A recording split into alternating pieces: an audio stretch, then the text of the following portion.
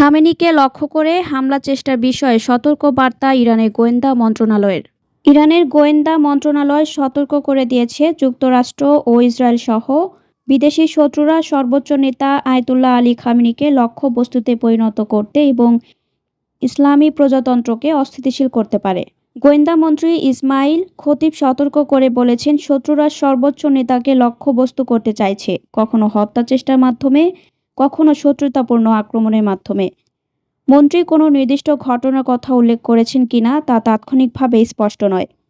June মাসে Israel ও ইরানের মধ্যে 12 দিনের যুদ্ধের আগে খামেনির জীবনের উপর হুমকি সৃষ্টি হয়েছিল।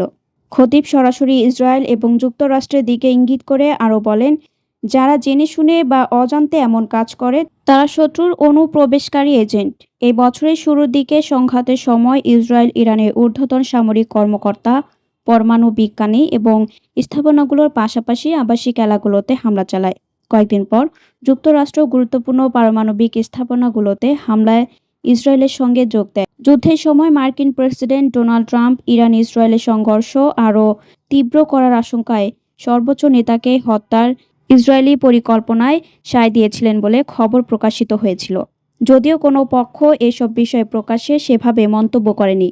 এ মাসের শুরুতে ইরানের প্রেসিডেন্ট মাসুদ পেজেশকিয়ানও বলেছিলেন, তিনি যুদ্ধের সময় খামেনির জীবনের জন্য বিশেষভাবে উদ্বিগ্ন এবং আশঙ্কা করেছিলেন। জুলাই মাসে খামেনি জানিয়েছিলেন, যুদ্ধের সময় ইসরায়েলের আক্রমণের উদ্দেশ্য ছিল ইসলামী প্রজাতন্ত্রকে দুর্বল করা, অস্থিরতা বপন করা এবং ব্যবস্থা উৎখাত করার জন্য মানুষকে রাস্তায় নামানো।